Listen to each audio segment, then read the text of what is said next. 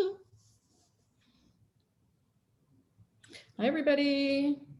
Hello. Bonjour. They're coming in. Oh boy. Oh boy is right.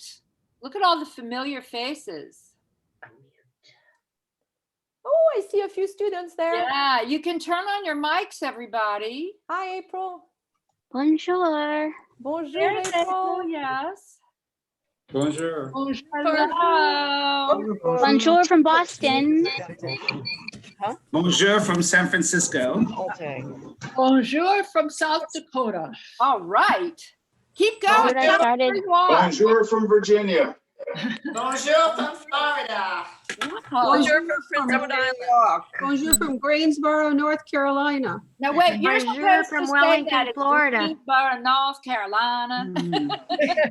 Well, try this. Bonjour from Chapel Hill, North Carolina. All right. Oh, bonjour from Bonjour from Virginia. Hello, Adrian. Bonjour from Arizona. Well, April's up in Niagara. Hi, bonjour. Hi, Adrian. Hi, Virgo. Hi, Patty. Bonjour. Hi, everyone. Okay, wait. Who's in Paris? Yeah. Bonjour.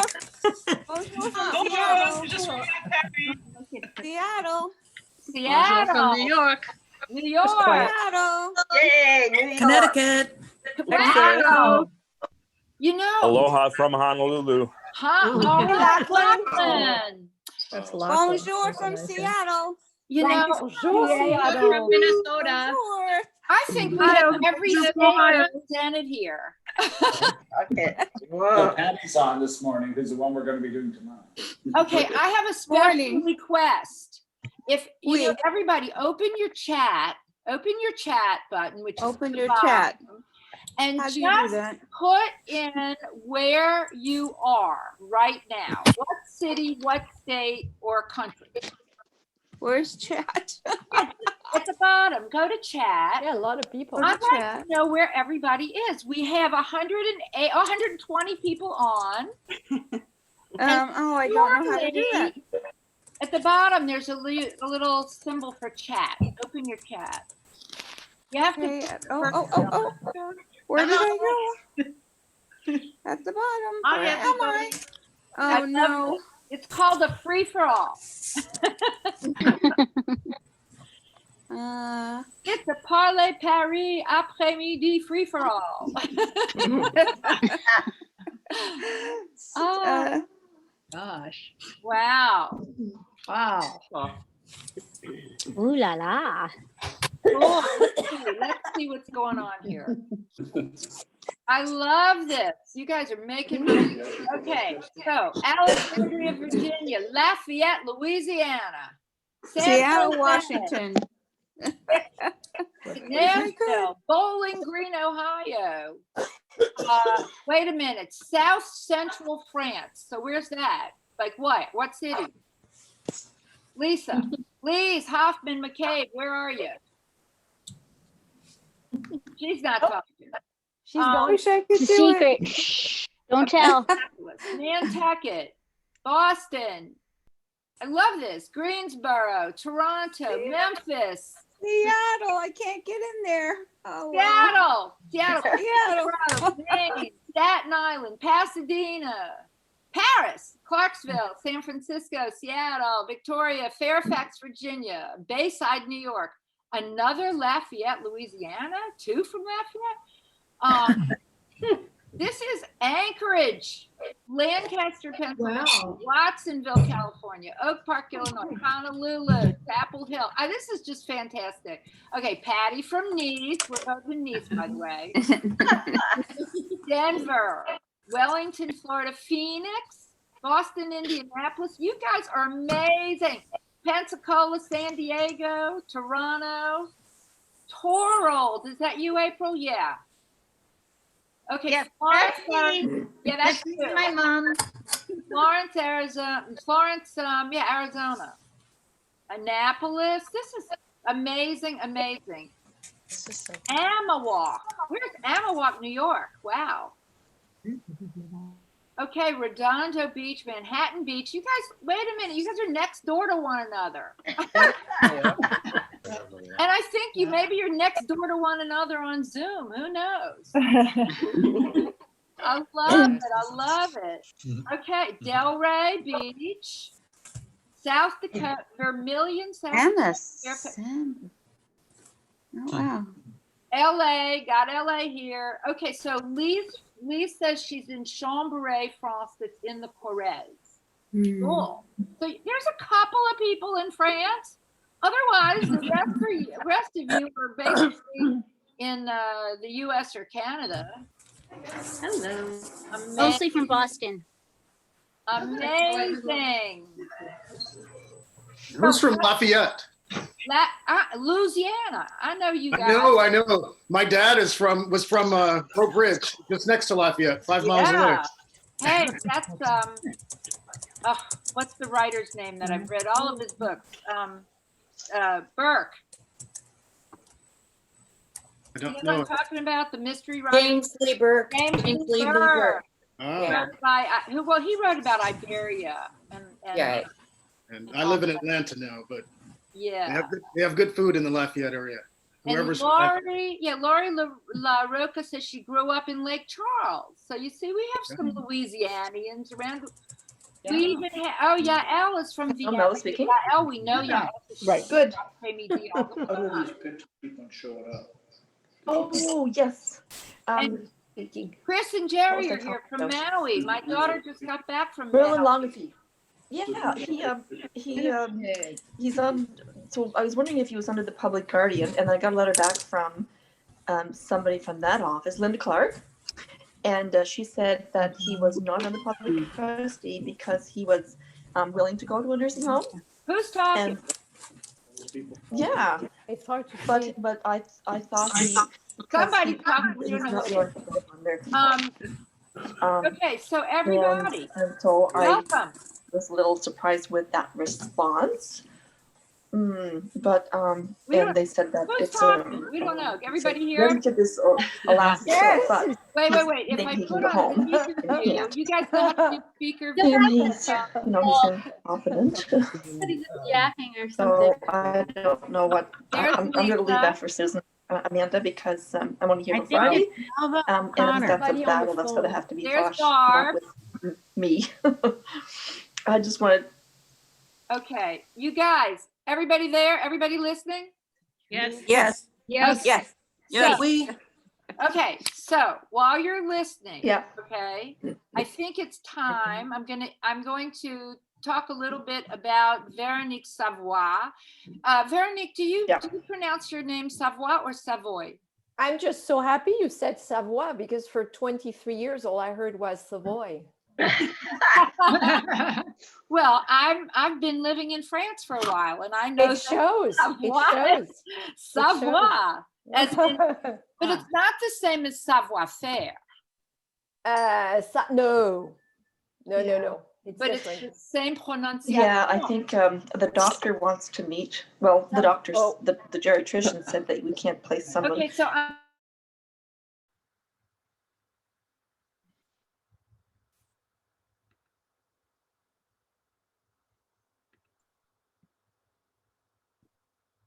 We can't hear you. You need to unmute yourself. thank you. Unmute yourself and mute everybody else. Okay, so Patty, I think, everybody's muted now, I believe.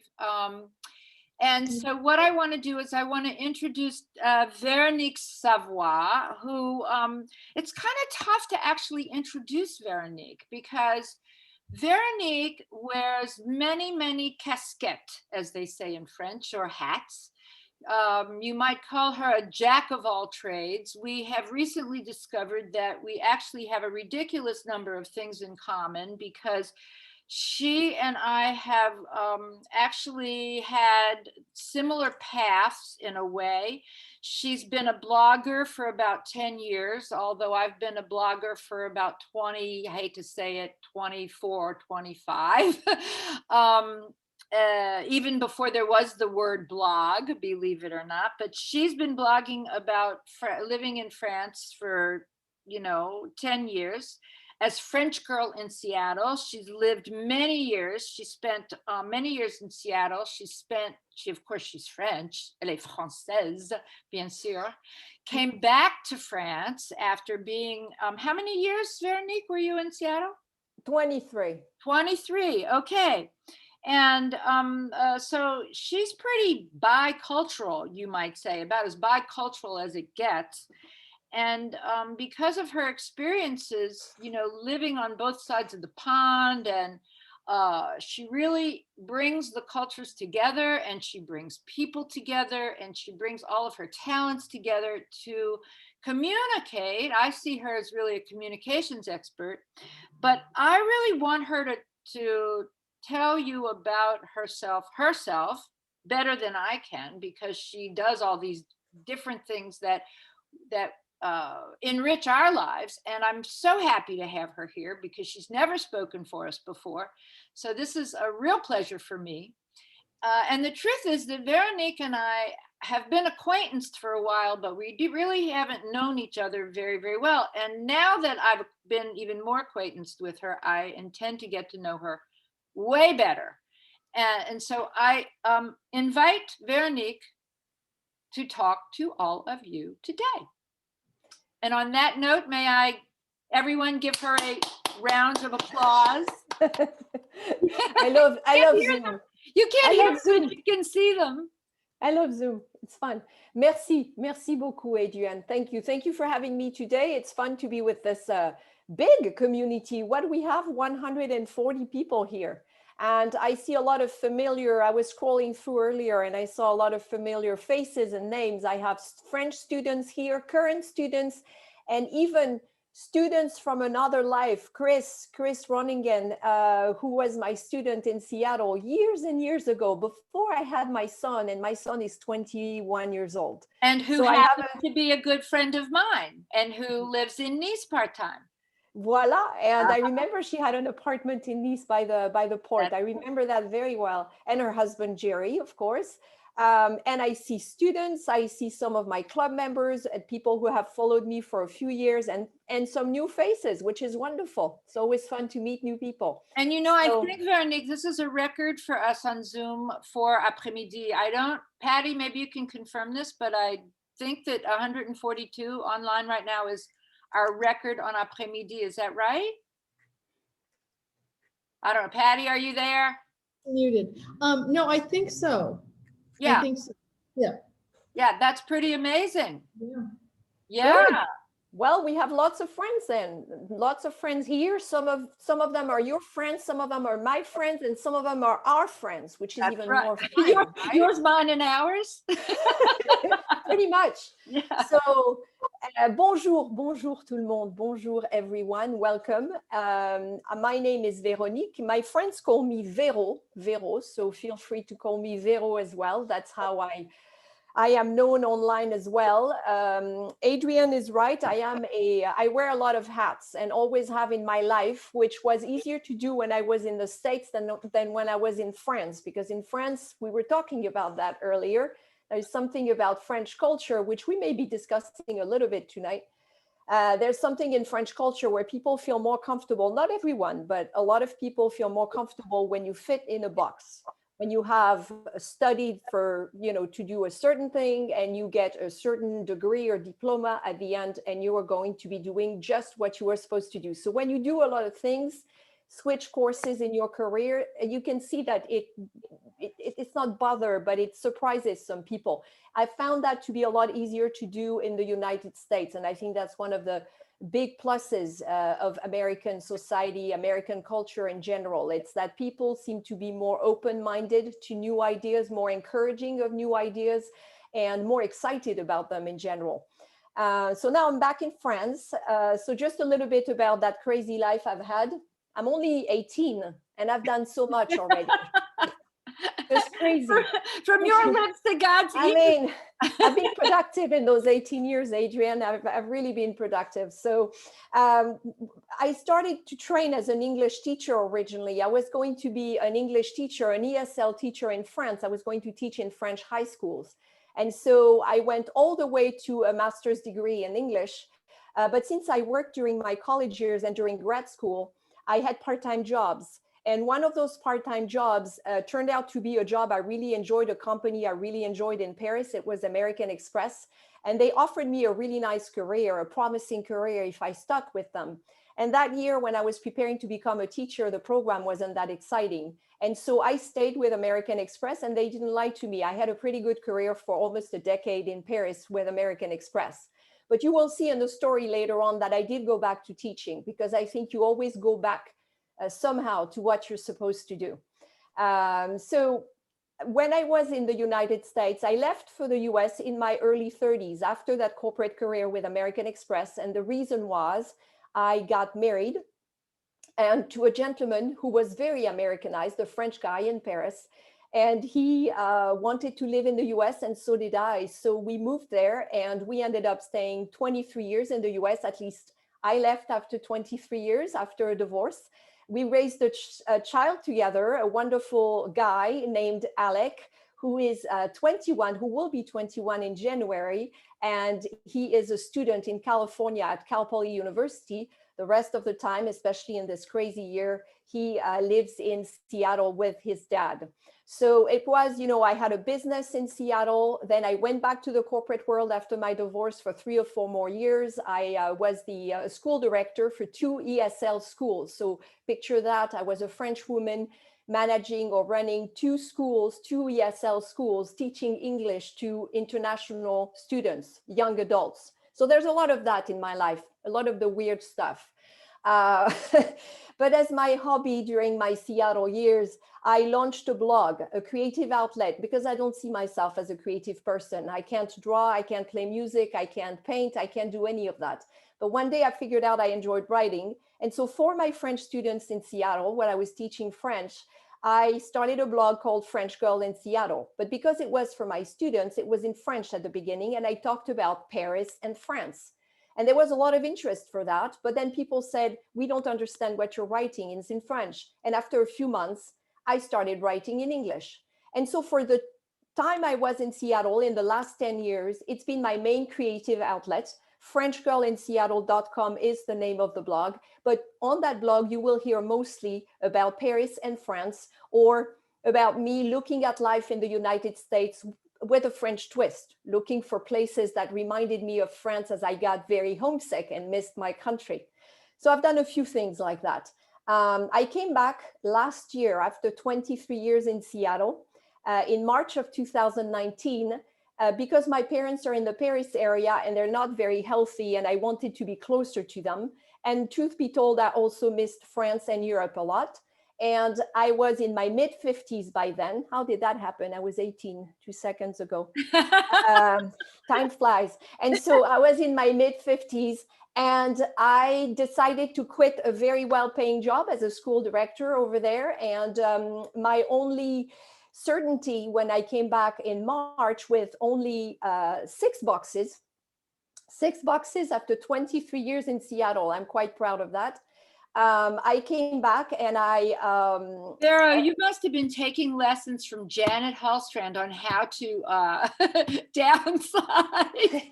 Yeah, I'm good at downsizing and at sorting things out. I'm not very attached to a lot of things. So it wasn't that hard to do. And I didn't want to pay a fortune to bring things over. Anyway, I had the promise of a new career as a tour guide with a fantastic organization, a lot of you know, which is called Rick Steves Europe. And I was lucky to be hired by Rick back in 2018, early 2019, to become a tour guide and lead tours in Paris and in France. So I was full of promise, just like, yes, very excited to return in March. And they trained me for many months last year. I was on the road for about 110, 120 days, touring around France with North American travelers, rediscovering my country while sharing it with others. And it was fabulous because I was so in love with France at that point. I think that my enthusiasm just rubbed off of everyone. They could see that I was very much in love with the country and the culture, and I loved sharing that with them. So I was about to do the same thing, started running tours here in Paris on my own. And then you know what happened this year. And all of a sudden, poof, that new career just disappeared because Rick canceled most of the tours gradually until there were no tours left and no traveling left. And I know a lot of you would have loved coming back this year, but it wasn't possible. So at the start of the first lockdown in the spring, I reinvented myself as a virtual tour guide, and I went back to teaching, to being an adult educator, which I was in Seattle. So I reached out to the Facebook community that followed my blog and had followed my blog for 10 years. It's a great community. And I was able to create new French conversation groups or classes. So that was one of the ways I made a living after the spring, sorry. And then the second thing I did was to create a club. It's called the France with Vero Club. And through this club, I share content about Paris and France, blog posts, photos, stories. And as I travel around Paris and around France, as I did this summer, I film videos, video guided tours. And so my club members who are Francophiles and miss Paris and France get exclusive content, extra content that I don't share in social media. And I am proud to say that I have about 400 club members at this point. I see some of their faces here today. Thank you for being here, guys. And some of them happen to be my students as well. So I am lucky to have a lot of support, and I want to take this small business of mine to the next level. That next year I'll be adding some virtual tours and other things as well. And I'm also hoping to tour for Rick Steves again when that part of my business starts again. Veronique, how do we become members? Or is it a Patreon? It's a Patreon. Yes, it's through that. Thanks, Adrian. It's through that website called Patreon, patreon.com, where a lot of creators find support. And so if you like creators, you can go to patreon.com. And then for a small amount of money each month, it's a program with different levels. And so for as little as the cost of a glass of wine a month, you can sign up for one of the levels. And then you will get in your inbox exclusive content, stories about Paris and France that other people won't see. And by doing that, you will also help me continue create, because this is my job. This is what I do now. It was my hobby, talking about France on Facebook, and it's on social media. Now it's my job. So thanks to my club members, I can continue offering free content as well. So the club is really great. So look me up on Patreon. And if you'd like to join, a very friendly community. We have live events on Zoom. We do a lot of fun things together. I see messages roll in. Thank you for the support. Thank you for the love, my friends. I see them pop in. That's very sweet. Okay, so today, what I have prepared for you, this was, sorry, a long introduction, but it's hard to summarize in a few words. I have a little presentation for you, nothing boring. I would have loved being able to pull out photos of my old life in Paris. I had two Parisian lives. I lived in Paris from the mid-1980s to the mid-1990s for 10 years. That's when I started my corporate career, then got married, moved to Seattle for 23 years, and came back in March last year. And this is the beginning of my new Parisian life. So I thought what I could do today is share with you what I found in Paris back then. And that was 35 years ago. And the Paris today, the Paris of today, what has changed? What are the things I like in the new Paris? What are the things I don't like as much? And what was it like to arrive in Paris in 1985? So I have photos. The photos are at my parents'. I couldn't get to those. They're still in their basement. I haven't bought a place, so I haven't unpacked yet, believe it or not. And I will be sharing photos from my own collection, but also from Wikipedia. When I couldn't find them, I had to go to good old Wikipedia to find some photos of old Paris, or old to me.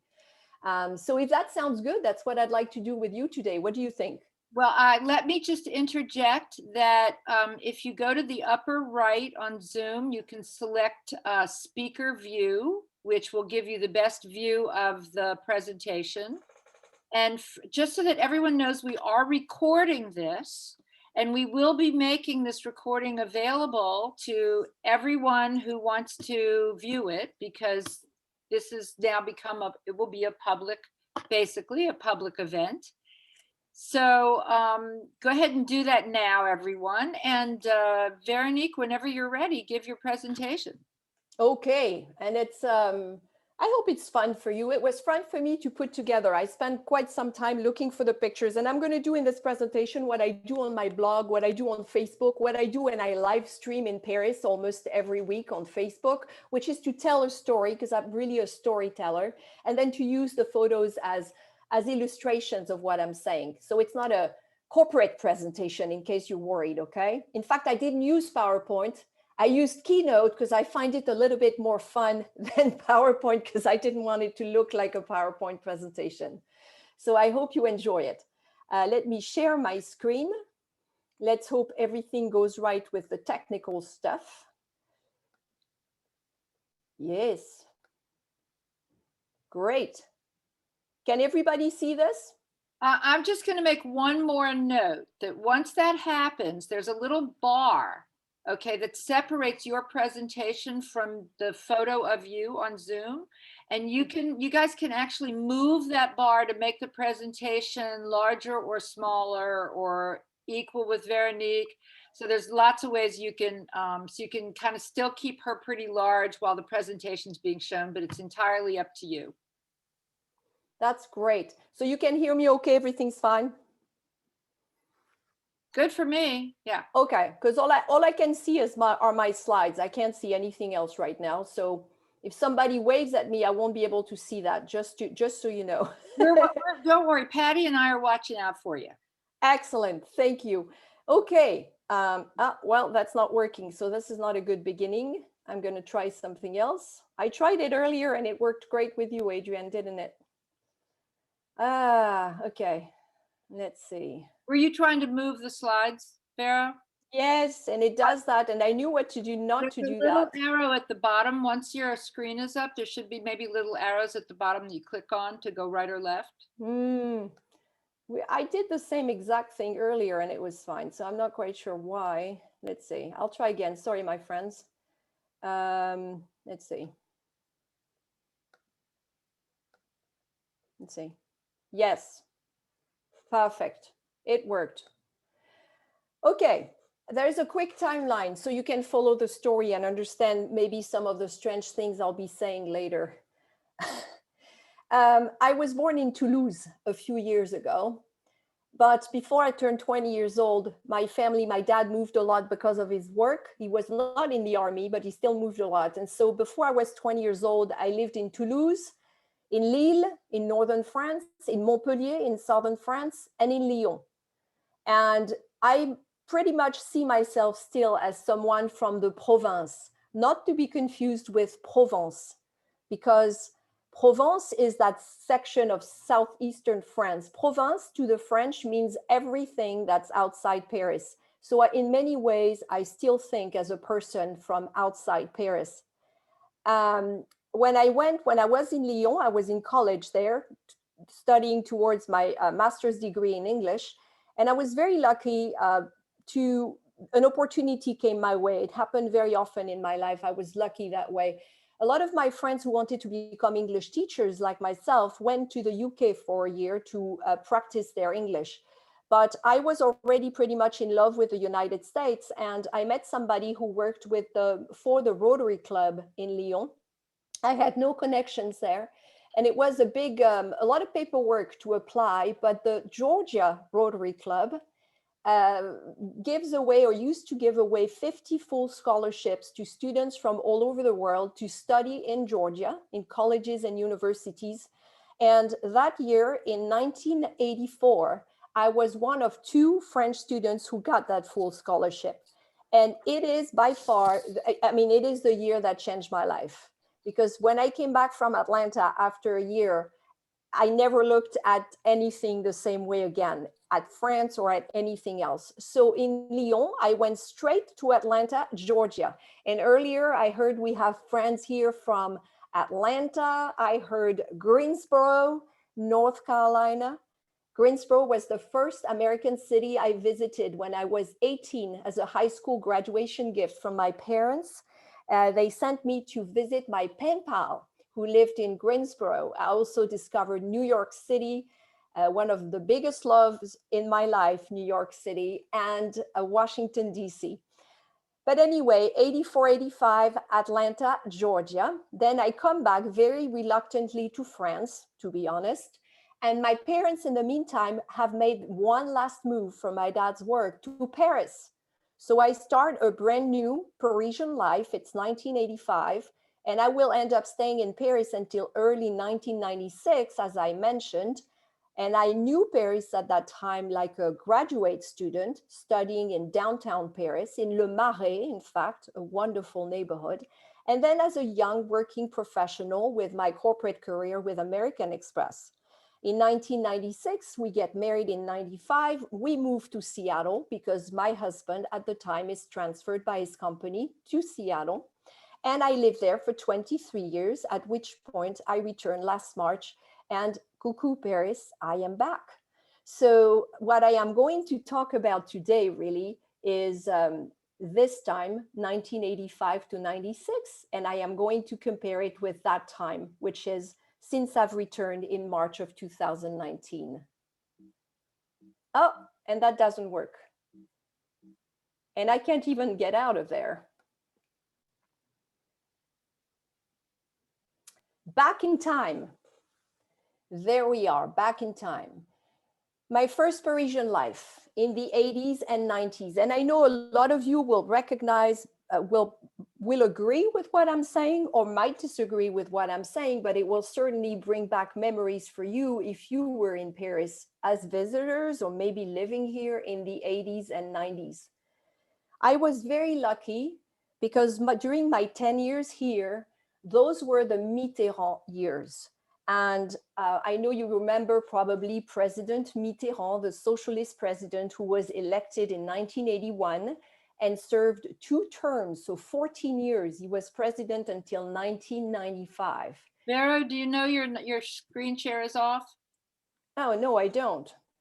So yeah, you need to reshare it. Oh dear, tech stuff, love it, love it. It's okay, Apologies. we're all relaxed here. Well, I am when the tech stuff works. No, nobody cares. We'll be fine. We've got time. Do you see it? Not yet, no. You don't see it. I can't share. You can't share? And it worked earlier, fine. Okay. Let's see. If I do this. There you go. You see it, right? You see this? Yeah, it's back. Okay, it's back. And then I do this. And then it's more the slide transitions I have. Right, you have to go to the full screen. Yep. But just like so. Yeah, there you go. But it's just the transitions that don't seem to work. I'm not sure why. Anyway, I'll figure it out. So the Mitterrand years, and these are photos of why I say it's important that those were the Mitterrand years, because François Mitterrand, that president, so much happened during that presidency. And I was lucky to be in Paris when all these new landmarks that we take for granted today just came out of the ground. I came back in the summer of 1985, and in the summer of 1985, you had that bridge, the beautiful Pont Neuf, the oldest bridge in Paris, that had been wrapped up by Christo, who passed away recently. And this is just one of the things that happened that year and in the years that followed. We had the pyramid, and then followed pretty soon by the Grand Louvre, this massive projects. We had the new opera in La Bastille that came out of the ground. We had the Grande Arche de la Défense in the business district west of Paris. I guess Mitterrand needed his triumphal arch like Napoleon and other leaders before him. And he also made sure before he left in 1995, that La Grande Bibliothèque, the National Library, was set up by the Seine River in the 13th arrondissement, even though it was completed years later. And there were more. So this was, in a way, for a student and a lifelong learner like I am, it was a fabulous time to be in Paris. I thought I would show you for a couple slides the things I really enjoyed then during my student days and then during my early days with American Express. And some of these things I cannot do anymore. One of the things that I really liked was to go up to the top of La Samaritaine. You know that department store by the Seine River. The French, the Parisians nicknamed it at the time La Samar. And you see an old illustration of it right here. And this is one of the great department stores in Paris. This one was inaugurated in 1869. And you know the other ones, both on the left and on the right bank. One cool thing you could do at La Samaritaine was to go all the way up to the rooftop. This is clearly an older photo. And you had incredible views of Paris. There was a little bit of a restaurant there. It wasn't really fancy. So even people who were students could go for a drink in the afternoon, maybe even a soda, and just enjoy the sights. Now, in 2005, they closed it. They said there were security issues, the buildings were too old, and they were closed for basically 15 years. And it's about to reopen. It's been pushed off several times, but it's about to reopen as a very elegant complex. And there will be a hotel on top, the Cheval Blanc, but it's going to be so exclusive that I've heard the access to the terrace will only be for their customers now. So that's really a shame, because La Samaritaine was an icon in Paris, and it was also a very old-fashioned and fun place to shop. Le BHV, not too far from there, le Bazar de l'Hôtel de Ville, was also great. It's become a lot more elegant, a lot more exclusive, and indeed like all the department stores in Paris these days. A few other things I enjoyed doing through the mid-80s, through the mid-90s. There was one here. So this is the Place Saint-Michel in the Latin Quarter. You recognize that beautiful fountain. I don't know if you remember this, if you were in Paris in the 80s, but in the 80s, we didn't have cell phones. And this was one of the #1 meeting places in Paris, in particular on Saturday afternoons. And meeting your friends on La Place Saint-Michel by that fountain was a challenge. On a pretty day, it looks empty in this photo, but on a pretty day, it was completely crowded. And you would try to tell people, okay, I'll be standing to the right of the Angel, right here by that, or by Giberjeune, the bookstore. And sometimes you would never find them. So I love that when you went out there to meet friends, you never knew if you were going to find them or maybe spend the whole afternoon by yourself. So Vera, this is definitely pre-COVID days. Yes. And so it was no cell phones. So you really had to figure out how to find people there. So that's something I kind of miss now. But whenever I walk through and I see, well, there are the petition people, the pickpockets now, and all sorts of interesting people there, or were before 2020. But that was a tradition. You would meet your friends by the fountain. So another thing, go ahead. While you're talking about the fontaine at Saint Michel, we have a client who has purchased a very big, beautiful, elegant apartment literally behind that fountain. It's in that building, and the walls of the apartment literally butt up against the back of that fountain. That's a nice location, Adrian. Yeah, not bad, right? Yeah, not bad at all. I bought that apartment sight unseen. It's under complete renovation, totally sight unseen. It's one of those amazing stories. Yeah. That's a great location, especially if you enjoy the left bank, especially. Amazing. So the other two were not in the 1980s. They were more towards my years in the early 1990s. The center picture here I took this summer with my bike. It's La Promenade Plantée. I will always think of it as La Promenade Plantée, the planted walkway. These days they call it La Coulée Verte. It has a fancier name. La Coulée Verte René Dumont is the official name. And it was inaugurated in 1993. But for those of you who've never been there, this was actually a very unique project because they used a former railroad tracks. There was a line that used to go around Paris, La Petite Ceinture, and the railroad tracks were abandoned. And they created an elevated walkway, which keeps changing on you, the landscaping, the scenery. It's just beautiful.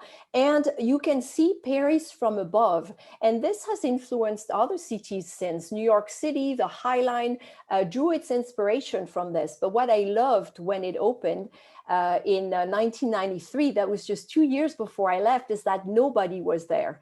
Nobody was there because it was not in the guidebooks. So you would not even see French tourists there. It was just a few locals.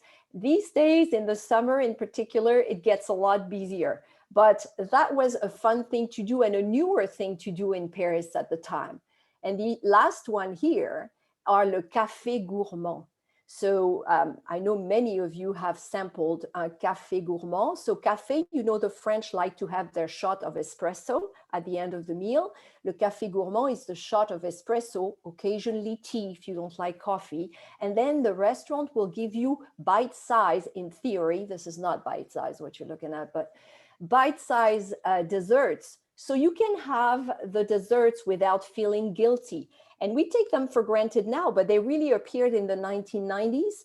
And it was a restaurant chain, I believe that's still around, called La Criée. They specialize in seafood, that launched it as a marketing ploy because desserts were too expensive for some people. And they thought, well, look at all the beautiful gastronomic restaurants like La Tour d'Argent.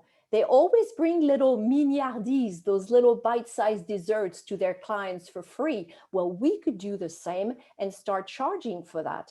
And if you look at the price of a café gourmand, it's actually really good value for the client, or not so much, because it can add up. So this was something we started doing in the 90s before I left, and I kept doing because it's a fun thing to do in Paris. Okay, so this is what I enjoyed doing. And now we are going to go back a little bit and talk about the Paris I found when I returned from Atlanta after spending a year in college in Atlanta. I should say Atlanta. Vero, I just want to, I'm looking at the chat, not just to interrupt you for just Sure. Go for it. Elizabeth Dos Santos just wrote in that her first date with her husband happened to be at La Criée. Perfect. Did she have a café gourmand? Does she remember? I don't know. Let's see if she answers. Did she answer? Oh, that's right, because it's Zoom and we can't have answers right away. See, I'm still used to talking to people. Put it if she hears us, but I just thought that was fun. She says, nope. She had a creme brulee. Okay, well, full-size creme brulee is nice. If it's done well, you know, it's a lovely dessert, and I'm sure it was very tasty. So, yeah, so La Criée is still around. I think they're still around. So in 1985, when I returned from Atlanta, after having a great year, probably the best year I've ever had in my life in terms of making friends and learning and self-discovery, I came back to France and in Paris. My parents lived there. We lived in Vincennes, right outside Paris, in the outskirts. And you know how in the US you had this popular TV show called Dallas? Well, in France on television, the French loved Dallas. They watched it. My mom watched it religiously every Saturday. But you also had this show, and I should do a quiz, and if you were in a classroom or a room, I would ask you, but this is Château Vallon. Château Vallon was a TV series that takes place by the Loire. Château Vallon is the name of the town, and it's very similar to Dallas. There's a lot of intrigue, people cheating on other people, a murder, a lot of stuff happening. And the style of the ladies in Château Vallon was very much the 80s, the high-end version of the 80s. You had the big poofy hair, remember that? And the big square padded shoulders. So you had a lot of that fashion. This slide says La Mode, which is fashion. So Château Vallon ran for one season, then they stopped it because the beautiful actress here, Chantal Nobel, was in a car crash and she could never resume her career. So they kept showing the first season all over Europe over and over again, and it became a bit of a cult TV series. But in 85, you had the elegant people like this, but you also had the creative types. And out there, Madonna was doing her thing. Cyndi Lauper was doing her thing.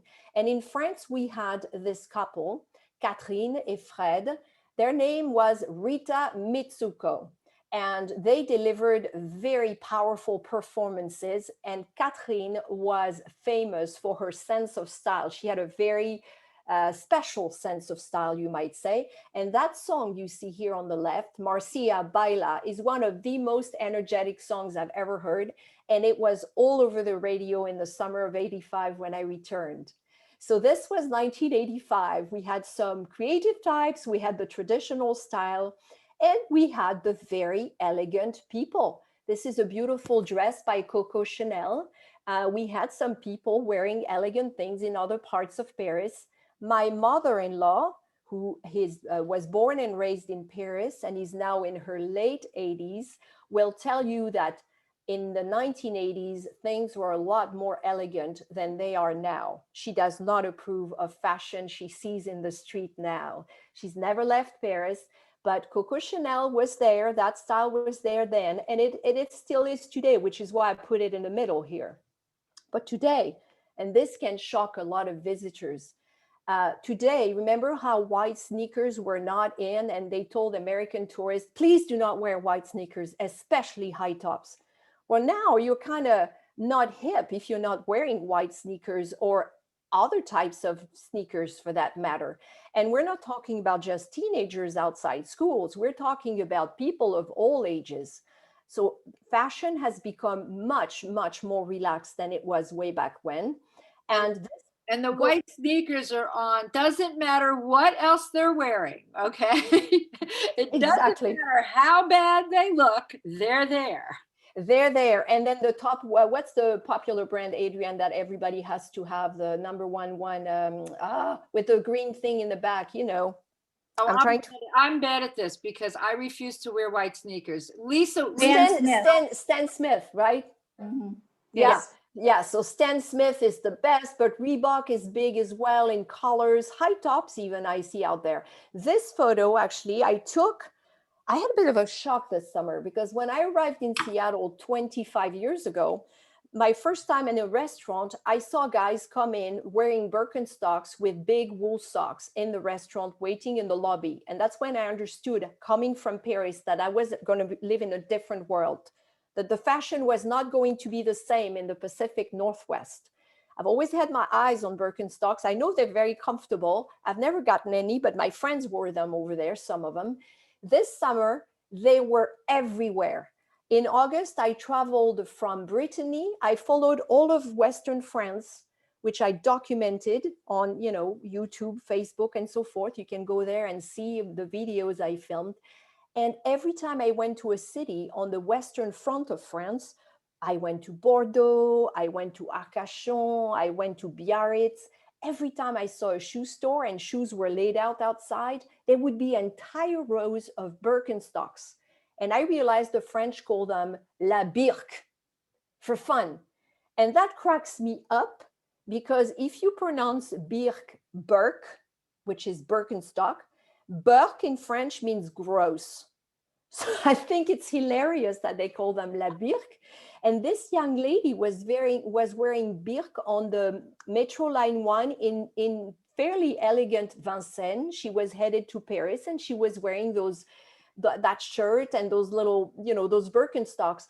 And you would not have seen that in the 80s that much. But this was middle of the day in Paris. This is not to say that there are no more people dressing fashionably, not necessarily Chanel, but fashionably and elegantly. What you will see a lot of in Paris these days are people who want to express, women in particular, who want to express their individuality. So they will wear an accessory, like this lady I followed the other day in the street was wearing a beautiful beret and my favorite color, orange, or they'll wear a scarf, or they wear a handbag. And this is how people express their individuality. But in conclusion, do not be afraid to come to Paris and have to dress up a lot like 20, 30 years ago, because things have relaxed quite a bit, I would say. Would you agree with that, Adrienne? Oh, absolutely. I mean, I can remember as a tourist before I moved to France, which was 94, I would not have been caught dead in white sneakers. And the minute you saw anyone in sneakers, you knew they were Americans because Europeans just absolutely didn't wear them. And of course, Birkenstocks were unheard of. No one would have done Birkenstocks. I know, la birque. That just killed me. I was like, wow, this has changed a lot. People, the fashion has changed a lot. One thing that's really trendy, Adrian, I don't know if you saw it this winter. I was walking around boutiques this morning and I saw everything is oversized this winter. Oversized sweaters, oversized coats, even oversized sailor shirts, those marinières. Right. And this really goes against kind of a certain idea of French fashion, because French clothes were always kind of fitted. And that's what my mother-in-law in her generations would have worn. And I was kind of surprised to see all these very loose fitting clothes, like very baggy. We would say baggy, I guess, in the US. Do you think that's because the French woman has gotten larger? It could be. With COVID. too many café gourmands and COVID. Or they want to be more comfortable, because I can certainly remember when my French friends in the dead of winter were still going to be out in their little bitty, high heel shoes, their little pumps and their little stockings, and it didn't matter how cold they were because they had to be fashionable. Whereas American counterparts were going, no way, we want comfort before fashion. So yeah, I even see, something I noticed this winter, and it surprised me. I even see fewer scarves on women. You remember how everybody used to say you need to wear a scarf and tie it a certain way to look like a Parisienne? I still see scarves, but not everybody's doing. I don't see as many as I used to. Especially when the weather warms up a little bit. I used to see people wearing scarves like myself because I catch colds easily, but I don't see as many scarves as I used to. So things are definitely changing, I'd say. You see more berets now. Berets, yes, because berets were for a long time, they were sort of the mark of, the non-Parisian, right? Who was the tourist who had bought their beret next to Notre Dame and they were wearing it. And so now the French, the Parisians are back wearing berets. I'm glad to see I'm not the only one in a beret. Well, you've been wearing one for a long time, so we can call you a trendsetter in that sense, because you were not a tourist and you were wearing a beret. I have one. And last weekend it was cold. I wore my hat that I bought in Vancouver, BC for the first time in months. And I'm going to wear my beret because I just found it in the bottom of a box. So I'm going to actually start wearing a beret, which I haven't done in a long time. So I'm looking forward to that. Okay, I'm gonna share a secret with you, because people ask me all the time, where do I get my berets? And I have this like ridiculous collection of berets in every color, shape, size, right? But the best berets are not French. They're Kangol. Kangol. So that's a big secret. They're the best brand berets that I've found so far. Where are they from? What country are they from? I think it's Australian. Maybe you can tell me if that's right. It's either Britain or British or Australian, but Kangol, like a like the man's Kangol. Driving cap, except that their berets are outstanding. See, and my favorite hat is from British Columbia. So there you go. it totally works. But don't tell the French I said that, okay? Yeah, nobody will know. It's just a few people on this call, and it's not like you're recording it or anything. Yeah, exactly. No, I mean, nobody heard it. Nobody heard it. Okay, what else was in when I came back in 95? Oh, here we go again. Won't do it. Oh. It won't work? No. Are you trying your arrows at the bottom of the screen? Yeah, that's what I used earlier, and it worked. Arrows on the bottom. I have to stop sharing and reshare again. Okay. That's annoying. Well, as Woody Allen would say, whatever works. Yeah, but there's no rhyme or reason, is there? So share again. I am going to share again and do this. Tell me if you can't see anything in a second. Yeah, it's coming. Am I back on? Yeah. Okay, cool. Nope, still won't do it. Oh, that's too bad, because I want to show you those photos. No, we can get it. Come on. Put your cursor at the bottom of the screen on the left and see if you see little arrows to the right and left. Nope, don't see them. I'm going to try and click on the presentation here and see what it does. I'm trying something different because sometimes you never know. Nope, not even that. Well, no, because you need to be in slide mode. Go back, share again.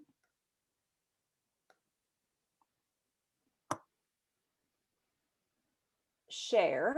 Okay, now go to the slide mode, not the play mode, but the slide mode. Okay. And the presentation closed for an unknown reason. Okay. Right. Okay. Okay, now select slide mode. At the top, you've got view. Yeah. Go to slide only. slides, yeah. Like so. Okay, let's try this one. No. And This is a mystery to me. you don't have any little arrows up there you can press? Nada. Isn't that something? Sorry, everyone. I'm looking for the arrows. I don't see them. Bottom left. What about I do play here? What would happen? I'm going to try this. Yes. All right. I tried something and it worked. Okay. Well, voila. Okay. So can you see the slide and the top of the? Yeah. Yeah, perfect. Okay, so something else when I came back in '85 was McDo. And it's going to Sarah, move the little green and red section, move that high up. Or all the way up. There. It won't go anywhere. Okay. Oh. I don't know what to do. Well, that's not bad. Okay, well, what it says McDo, and it's the start of France's, oh, it went up. France's love affair with the hamburger. The hamburger. Yeah, so McDonald's arrived in France in the 70s, late 70s, and it took them a few trials to get it started. Their first restaurant was in Strasbourg, not Paris, but pretty soon they opened this one, which was on the Champs-Élysées. And this was their flagship restaurant, and they recently remodeled it. But it was incredible to watch the success that how fast McDonald's spread around France. And as a French person who did not approve of that, I was far away. I was in Seattle. I watched them do it, and I was swearing at how good their marketing team was.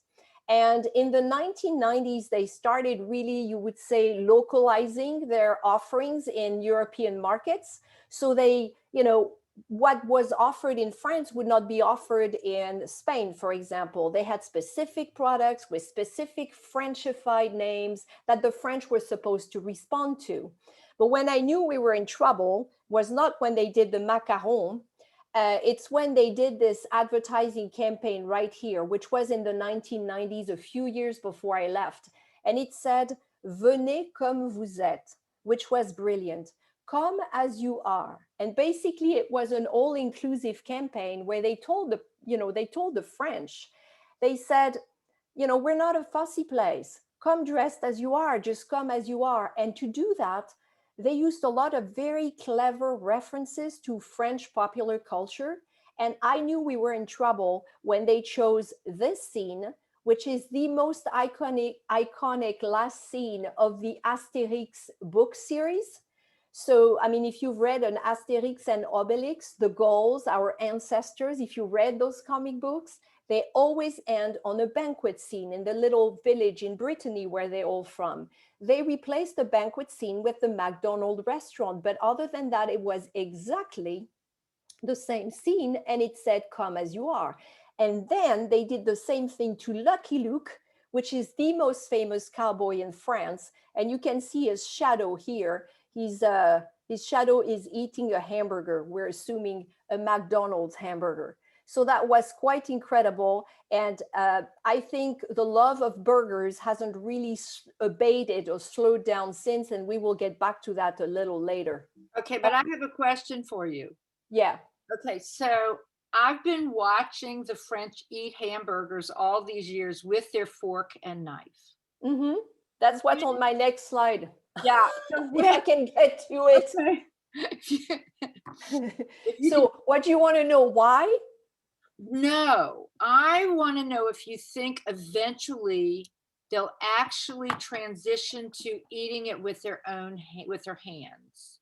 Some of them will. I see young people eat with their hands already. My nephew eats them. He's 22. He eats Right. them with his hands. But I think a lot of people will resist anyway because you just use your fork and knife. And some, me, for example, I don't like my fingers to smell like grease. And so I don't like holding a hamburger because even if after I wash my hands, I feel like I can still smell it.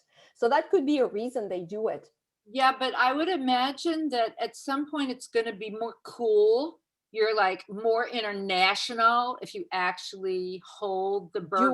Do it, yeah. Do Yeah. it the way it's supposed to You be know, done. Just to tell you one small anecdote, I go to Cafe Charlot when not Yes. during confinement, but almost every day. And Jean Dujardin, the actor Jean Dujardin, used to come in there all the time, and he always sat next to me, or not always, but occasionally. And one time he had one of those humongous burgers. I mean, they're a mile high. And he literally picked it up with his hands and bit into it like an American. Okay. And I was so shocked that I just blurted out, oh my God, I'm so proud of you. You're eating that like an American. What did he say? He had a mouthful of food. He couldn't say anything. He probably took it as a compliment. Remember, the man went to Hollywood and won an Oscar. Right? Yeah. That's the point. Yeah. He's been Americanized because he went to Hollywood and won that Oscar. What was that great movie? The Artist? L'artiste. Yeah, it was a great movie. So yeah, McDo started at that point in the 80s and just kind of conquered the world. And I read a few years ago, I don't know if it's still true, that France is their second most profitable market in the world after the United States.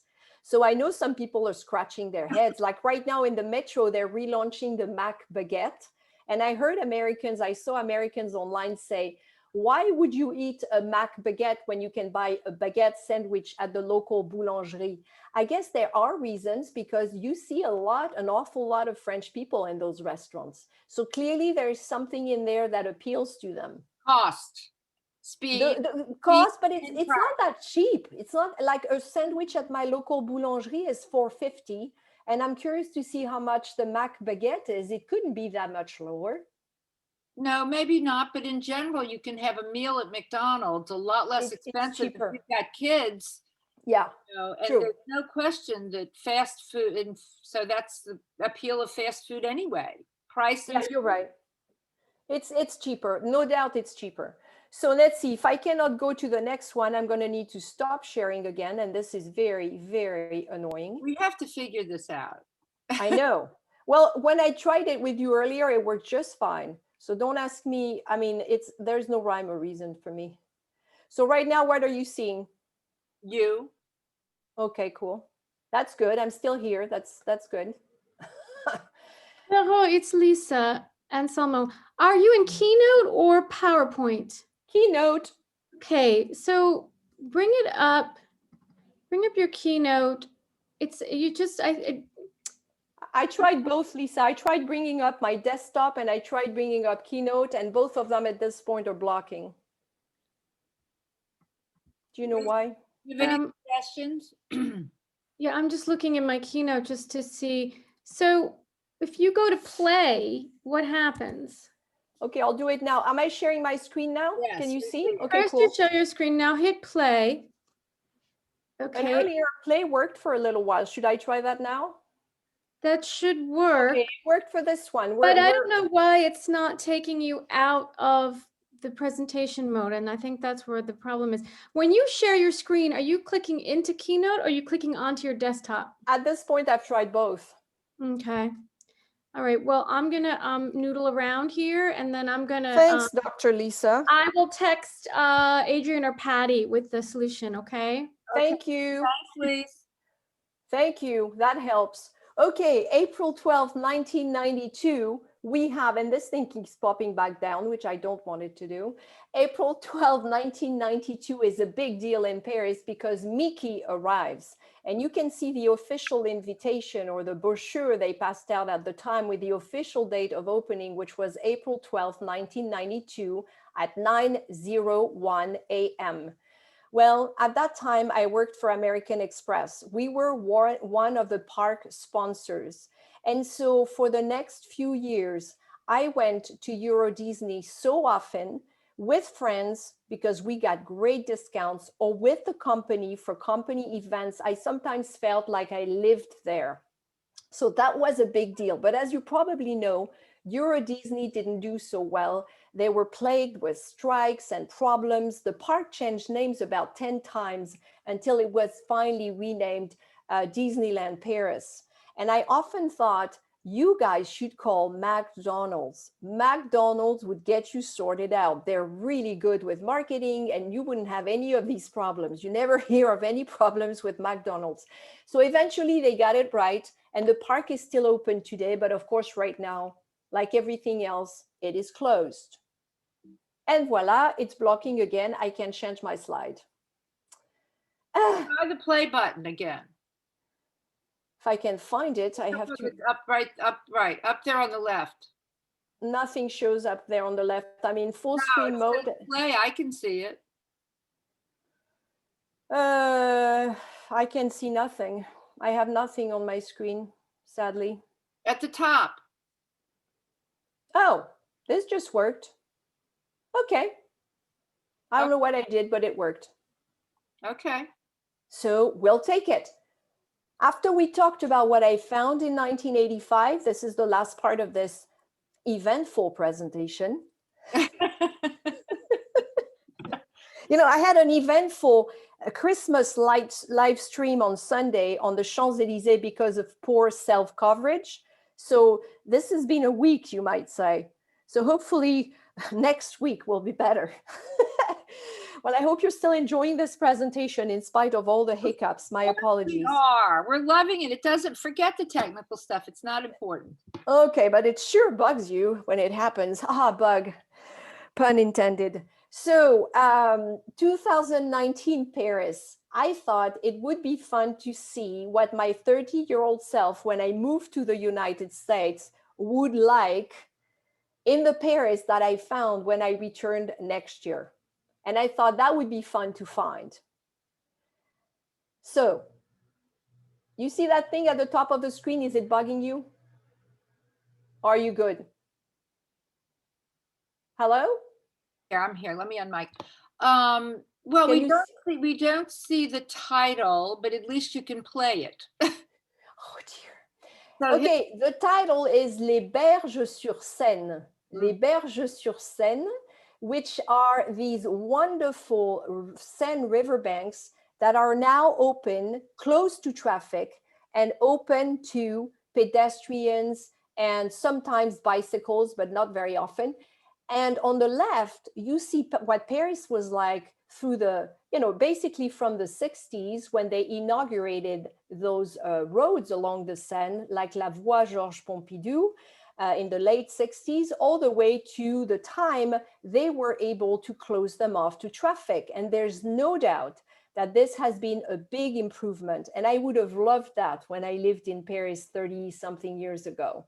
Dancing, music, bars, there's so much going on down there. And this has been a big, big improvement. And I know Mayor Hidalgo, this was a big item on her platform. And it wasn't easy for her to push it through because she had to face a lot of resistance from people who want, still to use their cars in Paris. But she got it done. So by 2018, roughly, we were able to enjoy the beautiful Seine riverbanks known as Les Berges sur Seine, both on the right bank and on the left bank. In fact, there's a brand new park on the left bank where you can go from the Pont des Arts all the way to the Eiffel Tower, which is brilliant.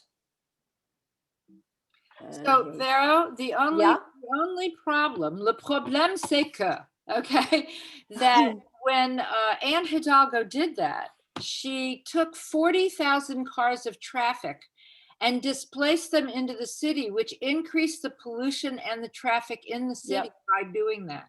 So there's always a price to pay for such luxuries.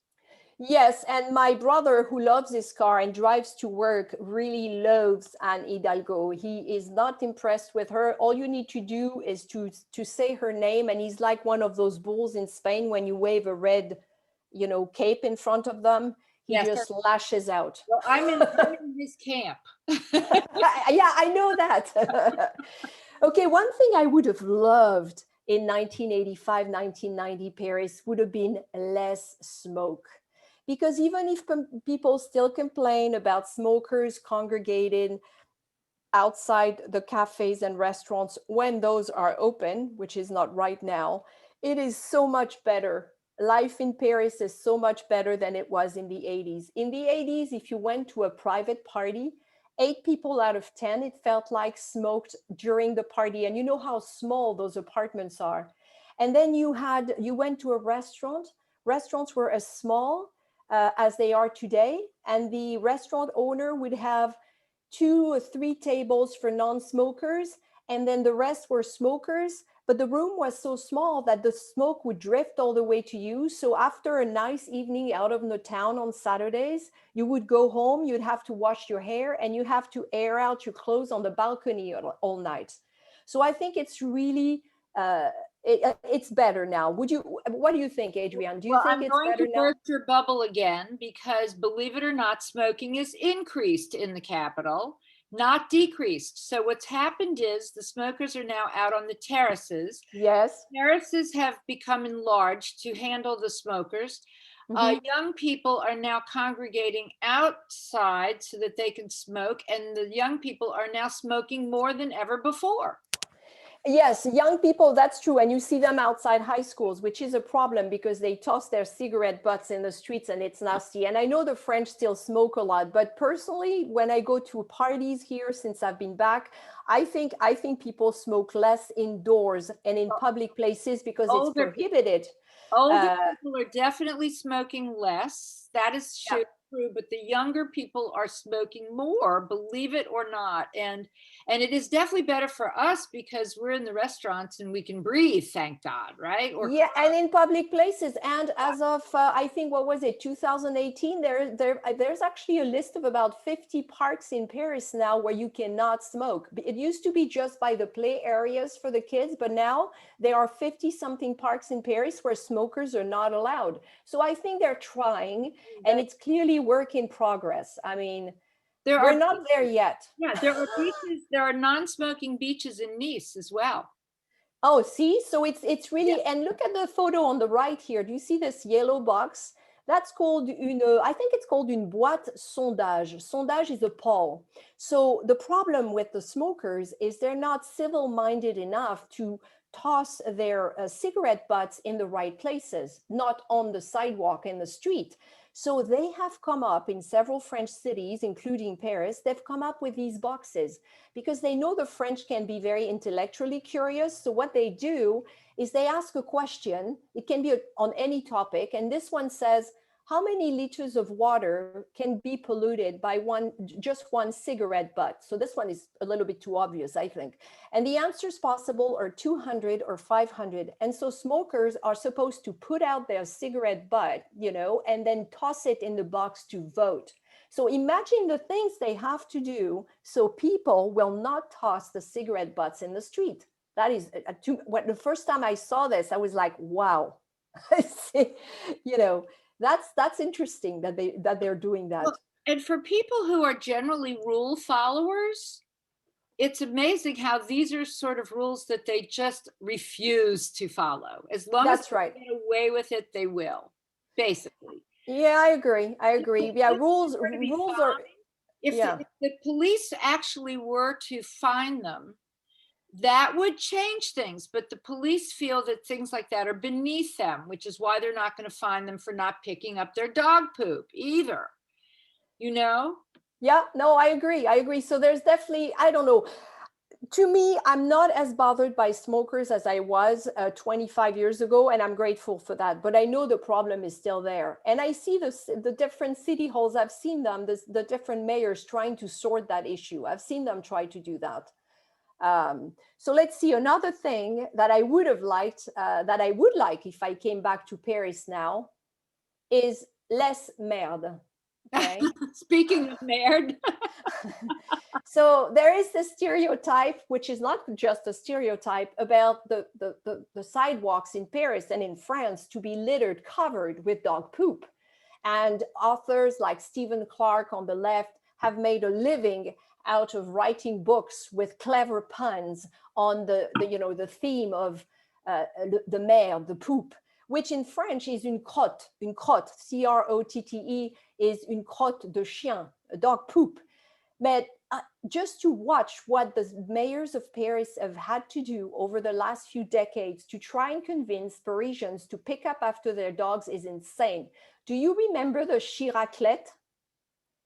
Chiraclette? No. Yeah. When Jacques Chirac, who became president eventually, was the mayor in Paris from, I think, 77 to 95, they had those, do you remember those poop busters, those motorcycles that would suck the poop off the sidewalk? The little pooper scoopers. Right. So Chirac spent a ton of money on that. They also tried communication campaigns like the one on the right here. So I like this one because it tells the dog owner, the French hate paying taxes. You know how many taxes we pay here.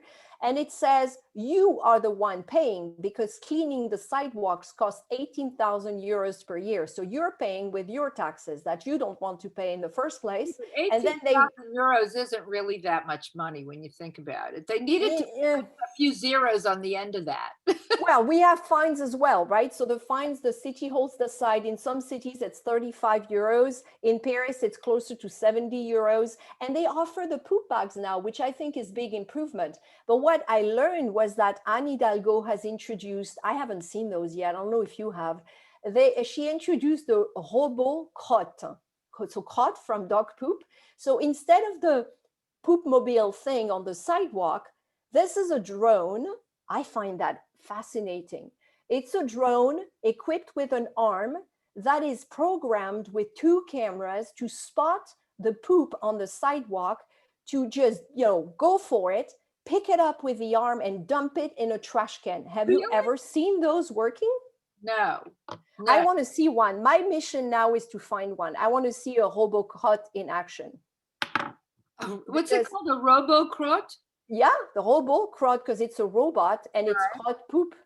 That's hilarious. But I always thought we called it le chocolat.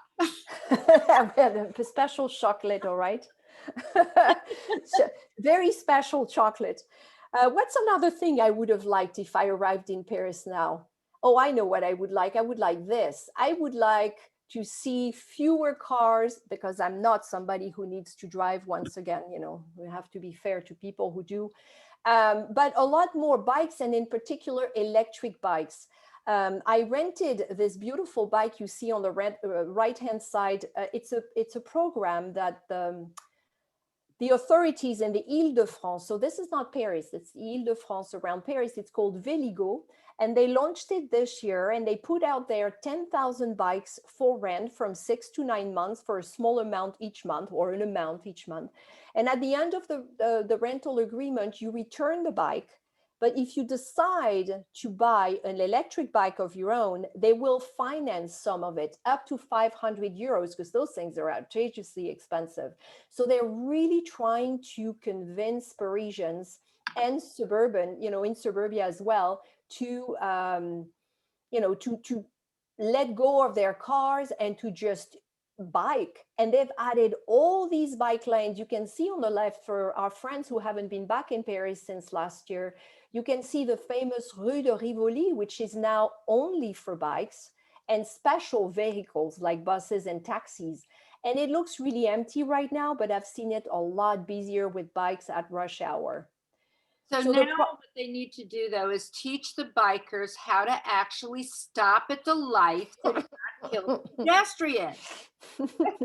Funny you should say that, because my next slide is actually titled, Yet More Challenges for Pedestrians. And I tried to find a photo to capture what's happening on the left there. You can see people going every which way. They don't really follow the rules. No. Some of them don't wear helmets. The number of accidents involving bikes and cars and pedestrians has increased exponentially this year. You can see this guy over there literally riding his bike the wrong way on the pedestrian crossing. And so for our friends who haven't been back since last year, when you come back, hopefully very soon, I would urge you to be very careful when you cross the street, because we used to look out only for cars. But now with those bike lanes popping up everywhere, you may not think about turning your head really to the left before you cross, and a bike is coming full speed at you. And like Adrian said, might not stop at the red light. So it's getting a little harder for pedestrians, I think. Oh, And yes. It's yeah, very and challenging. it is. And we won't go into the ugly things on the right, which so many people love, those electric trottinette scooters.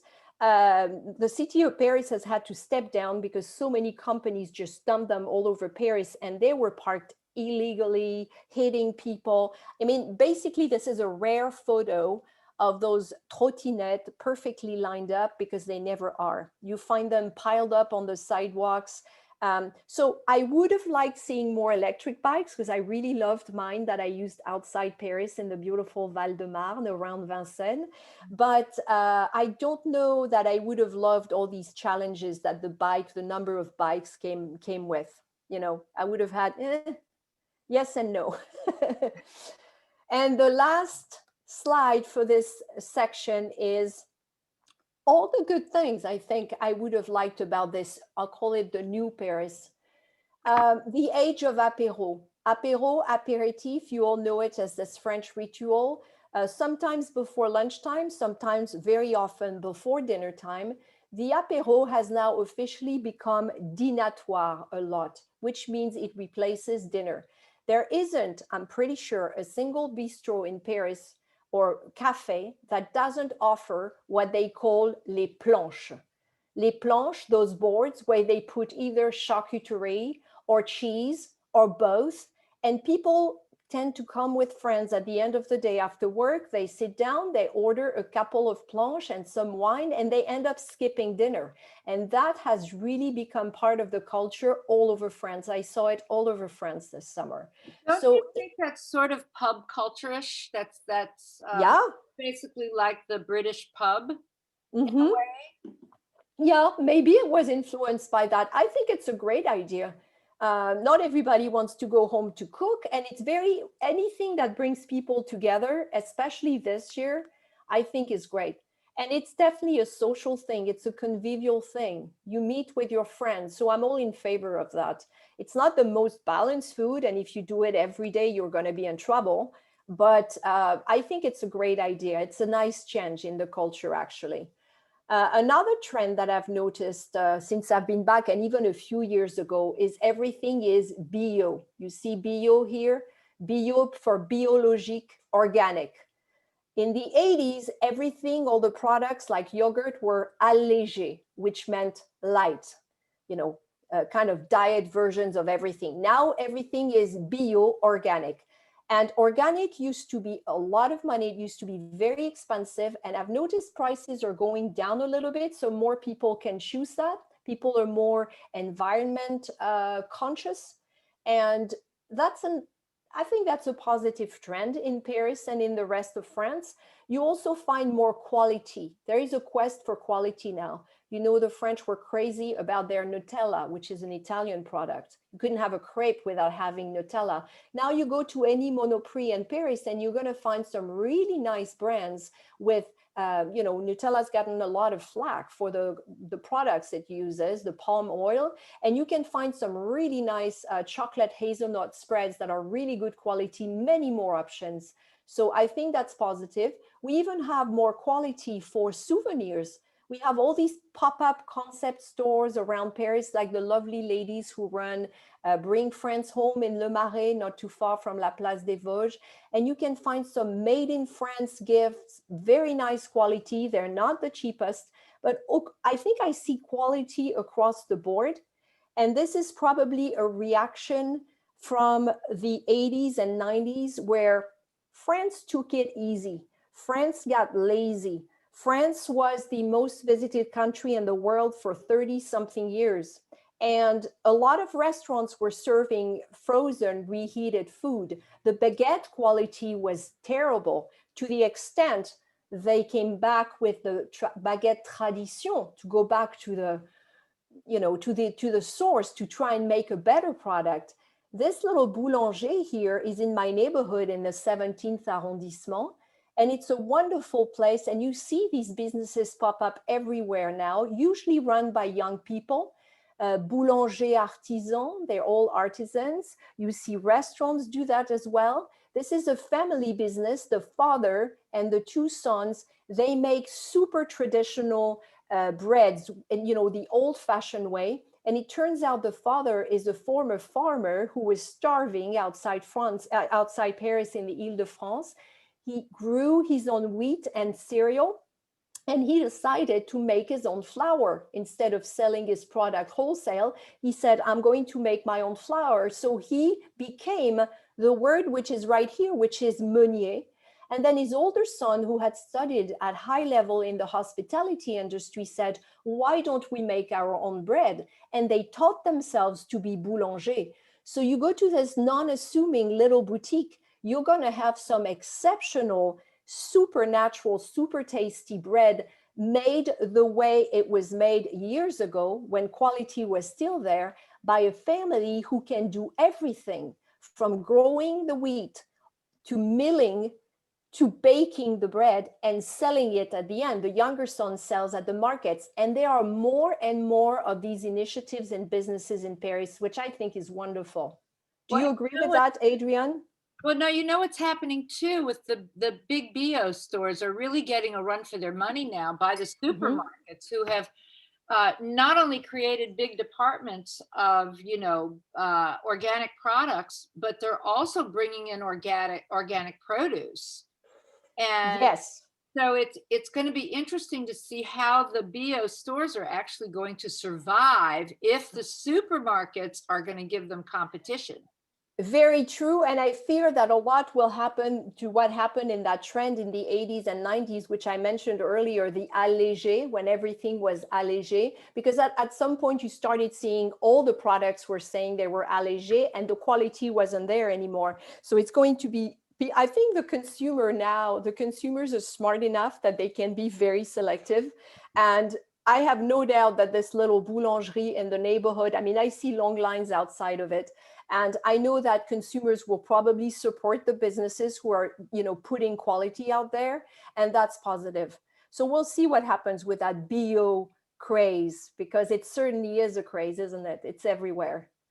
So. Well, it's the future. And if everything goes bio, then we can't really complain. That would be wonderful. It would be. And customer service is one last thing. And one last thing I should say, I don't have a photo to illustrate that, but when I talk to my readers and my viewers these days, and I tell them to share their experiences in Paris and France, a lot of them say, the people couldn't be nicer. I had the best service. I don't think I've ever met a nasty French waiter. And then they'll say, well, but there was this one time when this guy, but I'm like, you're lucky. Because when I lived in Paris, or when we visited my uncle here in the 70s, or when I lived here in the 80s, service was not what it is today.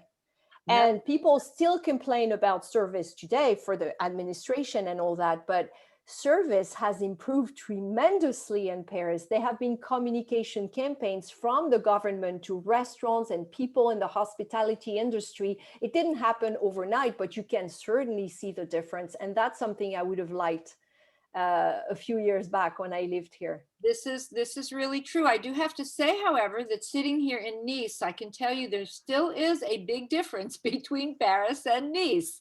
In what way, good or bad? Service. The service is in the south is much more relaxed and friendlier and open than it is in Paris, just in general.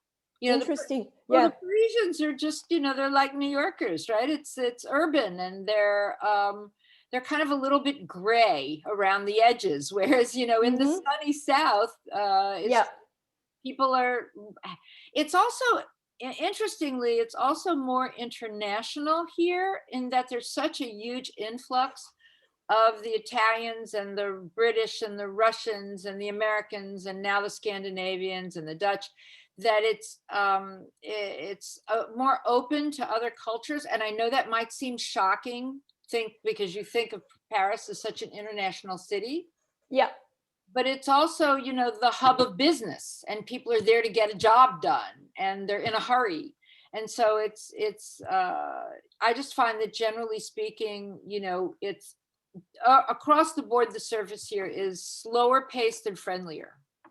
Yes, in the south, well, I mean, you don't need to convince me. I'm from Toulouse, and like I said at the beginning, I see myself as someone from La Provence, so I do enjoy La Provence and the service over there.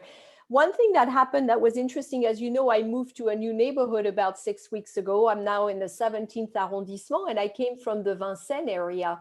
I have been actually shocked by how friendly and service-oriented all of the specialty shops and the people who work there are in this neighborhood near La Rue de Lévis. I was telling my parents yesterday that the butchers I go to, are as friendly, if not friendlier, than some of the ones I've seen as I was traveling around France this summer. So maybe it's also neighborhoods. This neighborhood is very much a neighborhood.